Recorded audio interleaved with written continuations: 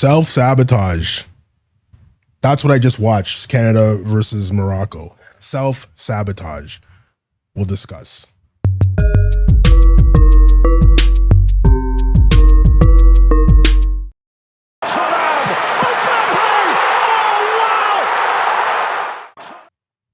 Welcome to episode 212 of the Football Weekly Podcast. I'm your host, Reginald Dino.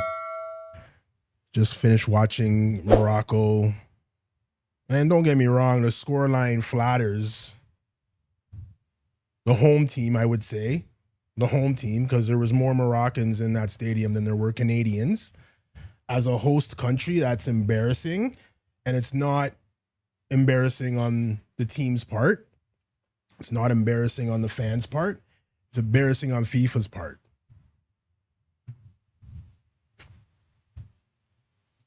I said it last week on the last show. How a host country doesn't play their games in their country is absolutely crazy to me. I don't understand it. You would never move Mexico's games out of Mexico. You would never move United States games out of the United States. Why Canada's playing a knockout game, a round of 16 game in Houston? I have no idea.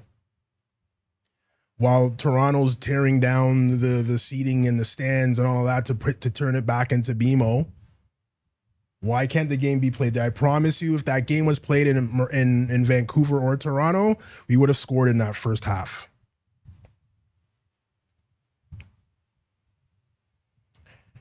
For all you guys out there that, again, and I'll say it again because I said it the last show, you guys were telling me, oh, it doesn't matter, it doesn't matter. It does matter, guys. It does matter.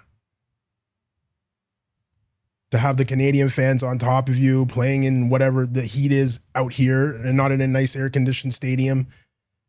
It's probably 30 degrees out here. They just came off extra time against the Netherlands.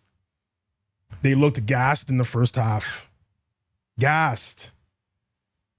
Playing in front of 50,000 Canadians in Toronto or Vancouver.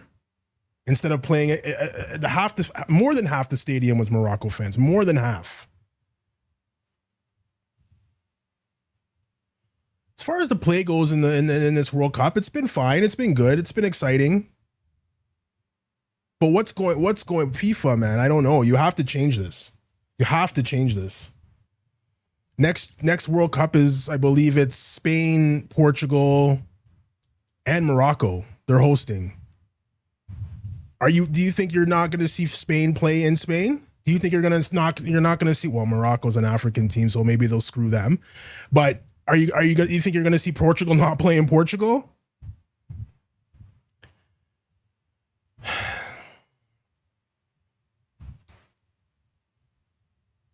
The fans are the 12th man on in that. It matters. In North American sports, you're fighting for home court advantage, you're fighting for home field advantage, you're fighting for home ice advantage. Why, if it doesn't matter then?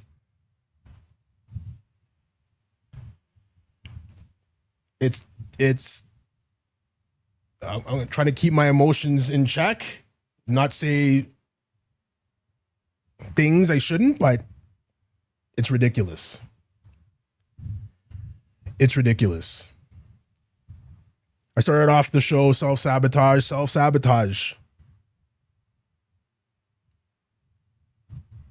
I saw the lineup last game. Ridiculous.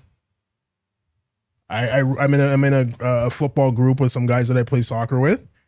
I said, this is strange selections from Jesse Marsch. Strange. It worked out. Scored a 92nd goal against South Africa, so it worked out.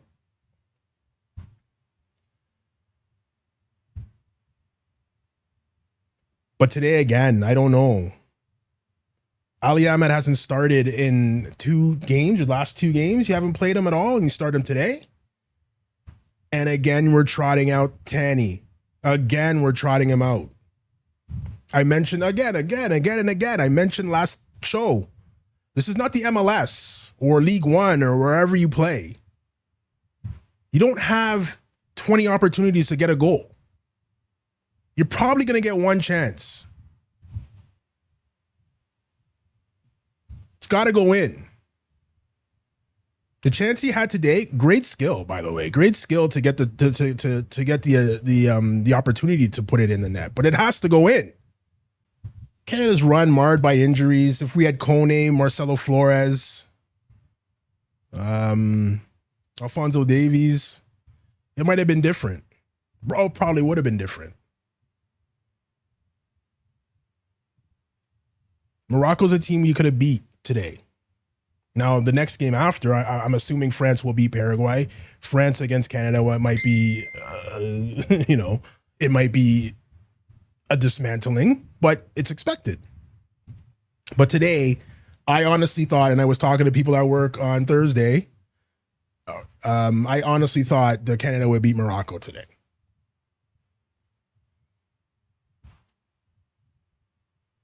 We'll discuss players' performances and the player ratings, but guys, I just have to ask one question. How Jonathan David gets away with playing 90 minutes every game, I'll never understand it.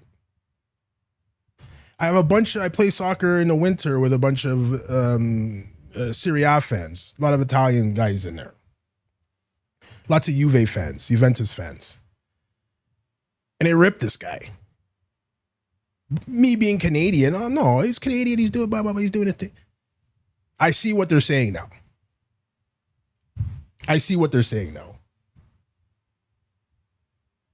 Jonathan David could play like Zinedine Zidane one game, or he could play like me in a game. And it doesn't matter, he'll play 90 minutes. I just watched Belgium take off probably one of their greatest players ever to put on that jersey, in Kevin De Bruyne, and take off one of the most dangerous wingers in the game, in Jeremy Doku. Ghanaian descent, by the way. I saw him take those players off in a game when they needed to score. And they came out and got the goals and won. Those are decisions I would expect my coach to make. I watched a game against Croatia, Portugal. Fantastic second half, by the way. I watched that game. I watched the manager, Roberto Martinez, take off Ronaldo. Need a goal. And then the substitute comes in and scores. These are the decisions I want to see. It's okay to take off Jonathan David if he's playing like garbage. It's okay. It's okay to take off Tajon Buchanan. Awful tournament. Did nothing the whole tournament. It's okay to take these guys off before 85 minutes. And Jonathan David again today played another 90. Reminds me of the Ghanaian national team that just went out to Colombia last night. Jordan Ayew was awful footballer. Awful footballer. But not one is he a terrible footballer. He's captain of the national team and starts every game. When I have Inaki Williams sitting on the bench, probably sitting there saying, what the hell is going on here? This guy's awful. Played for Leicester City, got relegated from the Premier League into the Championship, and then got relegated again. Now they're in League One, and he's the striker. He's the starting striker. For the Ghanaian national team, I know why you're playing him. And as a fan of that team, that my parents are from Ghana, so I have an affinity towards them. Of course I do. I want them to do well. Like, this national team has actually got my sister watching soccer, which is crazy, if you know her.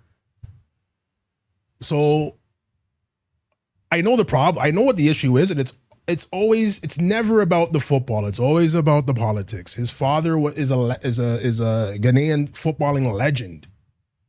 His father, and that's why his sons can play. His other son, Andre, realized, hey, listen, I don't have it anymore, so I'm going to retire. If Andre didn't retire, he would have been captain and he would have started every game, and he's 36 or 37 or whatever he is. Can't be leading the line in this day and age. You cannot be leading the line like that. And that's what I see in Jesse Marsch and Jonathan David. It's okay to take him off if he's not playing well. It's okay, guys.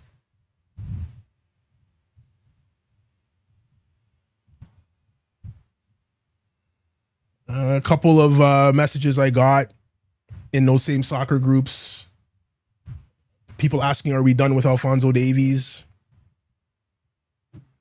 It's just very strange that he can come out and play 15 minutes against South Africa 6 days ago, and he doesn't get a second today in one of the most important games in probably Canadian soccer history so far.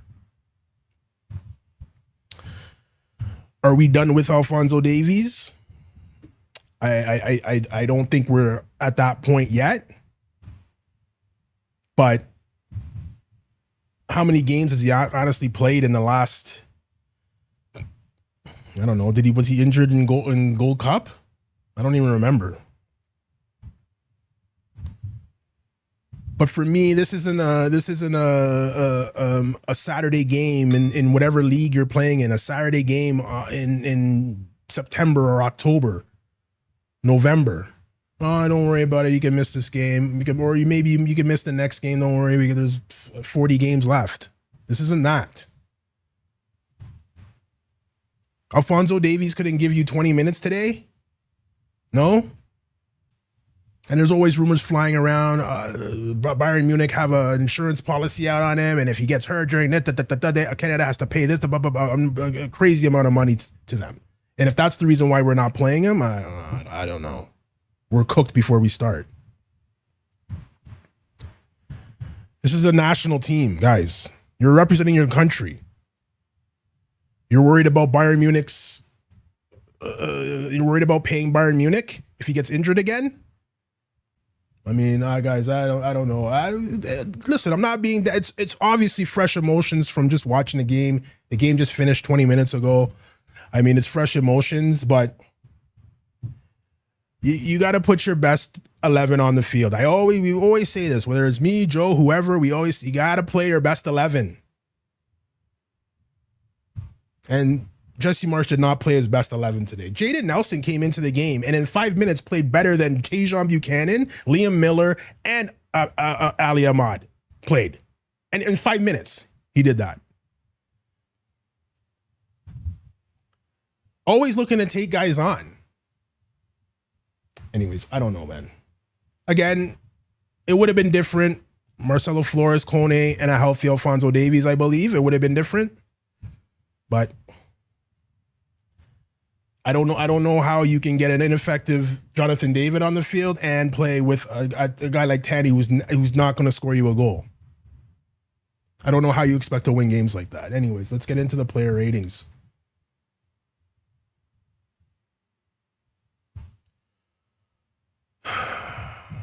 At fault for any of the goals? Oh, shit. At fault for any of the goals? I don't know. The first one it went through someone's legs, whatever. He didn't see it in time, whatever. I don't know.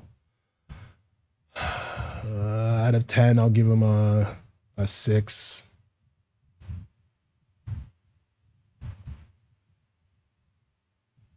You're going to get your time, buddy. Trust me. I thought he was great today, not just because he's a friend of the show, but he actually was playing physical, got up and down the wing. You know, was combining well on the one side, on the right hand side. And we give him a 7 today. Joe doesn't like this guy for whatever reason. I thought he was fantastic today. Well, maybe fantastic's not the right word. He was great. He was good today. Great today. Good today. Better than good. Actually gave away the ball for, I believe, the first goal, actually, that Morocco scored. I think he did pass the ball waywardly, so they did score against off of that. But all in all, I thought he played solid today, especially playing alongside a guy he's probably never really played with a lot in Bombito. So I mean, I don't. Joe doesn't like him for whatever reason, but I thought he played well today. I'm gonna give him a 6. Tried to be the fighting force. He always looks like he's on the edge of getting 2 yellows in a game, and no different today. Looked like he was on the verge of getting a second yellow. Was pulled off for more attackers in the later stages of the game. 6 today. I don't know. Did he do much today? track back well a couple of times, but I mean, we got to get goals. 5. The engine again. Stachio tried his best. Steven Estequito, as I've heard some of the hockey guys call him in Canada on TV. Steven Escatwico. Stefan Stachio played well today. As usual, captain's performance. If you ask me, it should be the way going forward, but I don't make the decision. Jesse Marsch does. I'm giving Stefan Stachio a 7 today. I don't know, guys. I don't watch enough La Liga or Villarreal games to make a decision whether, this was an off tournament or off games for this guy. But if I'm basing my opinion on what we just watched this tournament, not just today, the whole tournament, what's the hype? 5. Spoke about it already. Oh, the man of the match. Actually, I didn't even put him in here. The man of the match. Might be surprised who the man of the match is, but I didn't put him in this package. I'll put him in. I'll get to him. Talked about him already. I don't know, man. 60th minute, you haven't done anything. You get the hook. De Bruyne and Jeremy Doku came off in the 65th minute for Belgium. But for some reason, this guy has to play full 90s. I don't get it. 4 today. Lucky 4. Bombito at the back. Not 100%. Played okay. As a defender, I watched him a little bit, and I've taken into what coaches have told me about playing defense, and I mean, he didn't really put a foot wrong. Couple of giveaways. Couple of instances where he's putting himself in a position where he's causing himself a problem, but was able to get out of it. Athletic enough, quick enough to get himself out of those problems. He gets a 6 today.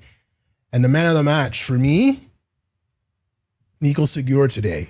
Amazing performance today. He played like it was a game where if you lose, you go home. Unlike some. He was playing like it was a game. If you lose, you go home.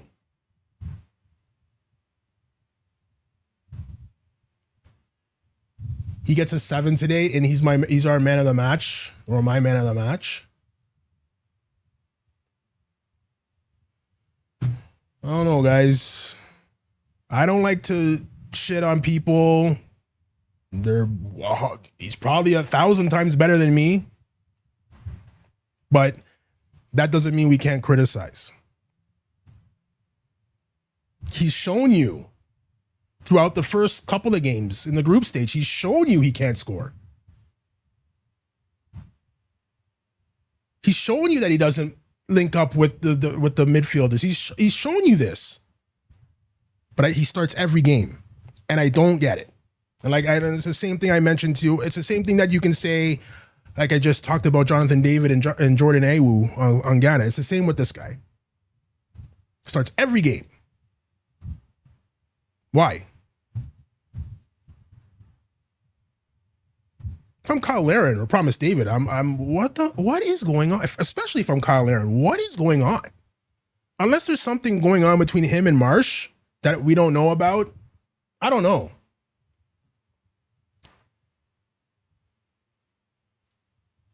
And you're going to look at it and say, oh, but Reggie, they put Kyle Larin in and he didn't do anything. Yeah, okay. You have to understand the timing that you're putting in players in certain positions.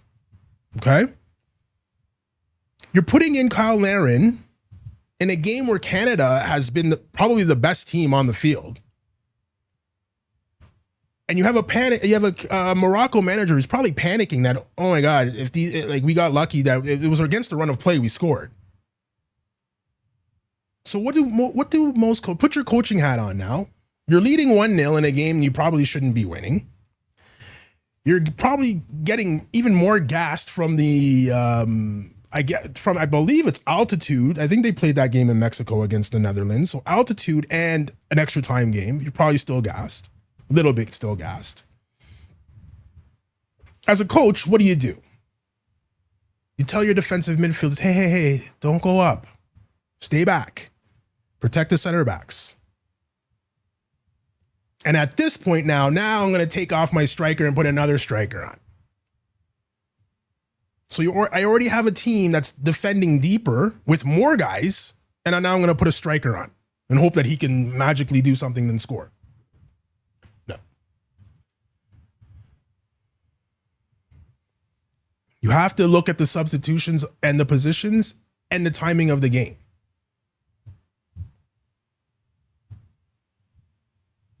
Everybody was back from Morocco. Every single player was back. And they just played to hit you on the counter because they were all back trying to defend that 1-0 lead. Now I'm going to put on a striker. Now I'm going to put on another striker. Now I'm going to bring in a winger that can beat you. It's too late.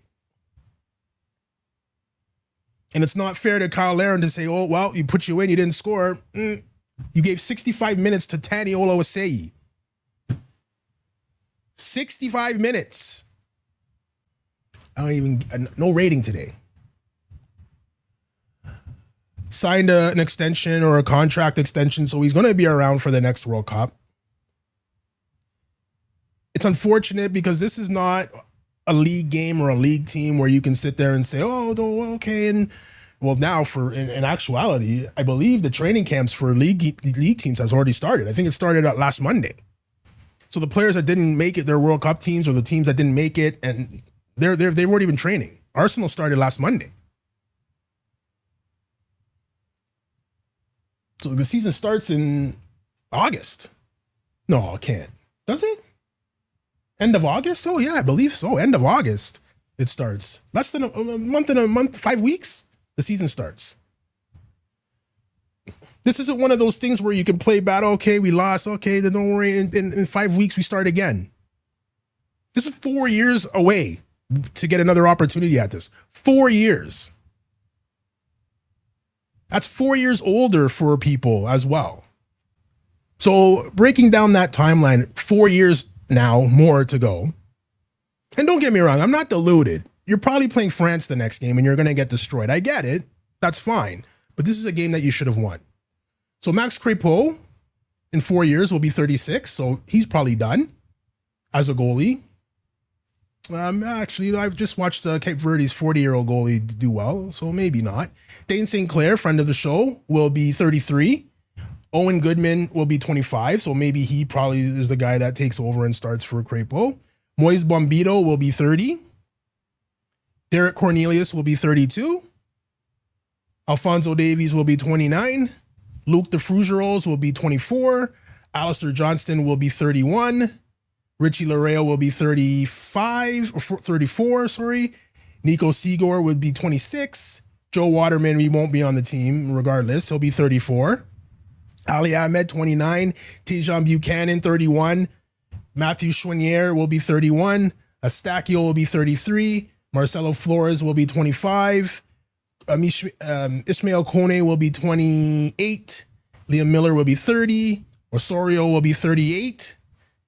Nathan Saliba will be 26. Schaffelberg will be 30. Jonathan David will be 30. Promise David, 28.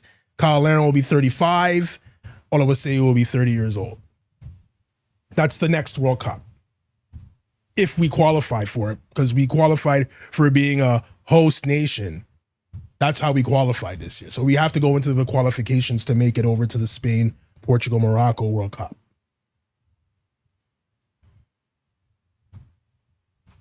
We always rip Belgium. They're wasting their golden generation. They're wasting their golden generation. When these guys were young, when Eden Hazard was there, and they had a younger Kevin De Bruyne, and a younger Lukaku, and they had all these players, and they were all in the same 24, 25, 23 age range. And they wouldn't make tournaments, and they would lose in the group stage and wouldn't go any further, or they lose in the first knockout, and the same thing over and over and over with Belgium. We say on this show, Belgium is just going to Belgium. And they're not going to make it any further. They're going to lose to teams like Paraguay. They're going to lose to teams like, I'm not going to say a team like, but you would go into a game against Senegal thinking Belgium's going to rip them to shreds, and they were down 2-0 with 88 minutes to go. And for some reason, Senegal just, I don't know what they did. So have we wasted our golden generation? I don't know. Are there younger players coming up? Should be. But now you're seeing teams. Before it was easy. Well, maybe not easy, but it easy for other teams. It was easy for France. It was easy for, these other teams, whoever, United States, whoever you want to put into that conversation. It was easy for them because I was born in Haiti, I was born in Canada, but my parents are from Haiti. So of course I'm going to play for Canada because Haiti doesn't make World Cups. Now you watched Haiti play and it's like, well, any kind of stat that Canada gives me, I'll just go play for Haiti. They've made World Cups. They're in there. Cape Verde, the same way.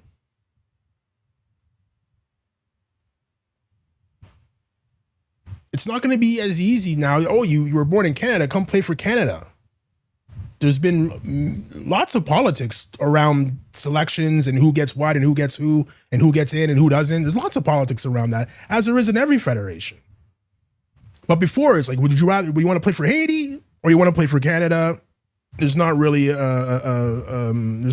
competition there.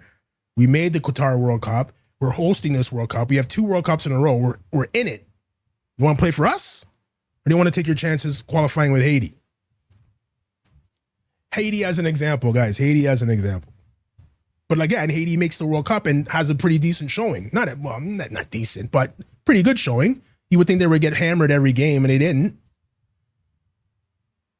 So, if your parents are from Cape Verde and you move to Canada, you're born in Canada, you're gonna work your way through the politics in Canada, or just go play for Cape Verde, who almost beat the defending champions last night.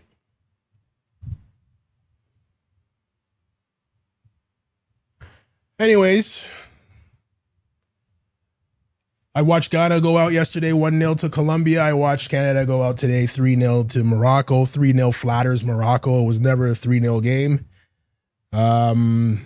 We had to throw everything forward, and they just hit us on the counter. But the World Cup run for me is over. My pool is still intact. So let's just hope that we go far in that. But for Jesse Marsch, I don't know. I hope this is a learning experience for you or for him. Your best 11 have to play. You play 3 games in the group stage, you win your first 2, and you want to mess around in the third game, be my guest. Be my guest. But when the knockout stages comes, your best 11 have to be on the field. I'm sorry. And today, your best 11 was not on the field. So guys, going forward now, since World Cup's over for Canada and Ghana, we're just going to be doing World Cup shows on Football Weekly Podcast. It's no Canada-centric materials. So we will be talking about definitely the quarterfinals, semis, and of course the finals, and whoever wins those games. But guys, if you're not subscribed to the podcast, subscribe. We're on YouTube at Football Weekly Pod. Same with all the social media on TikTok and Instagram at Football Weekly Pod. Join the conversation there.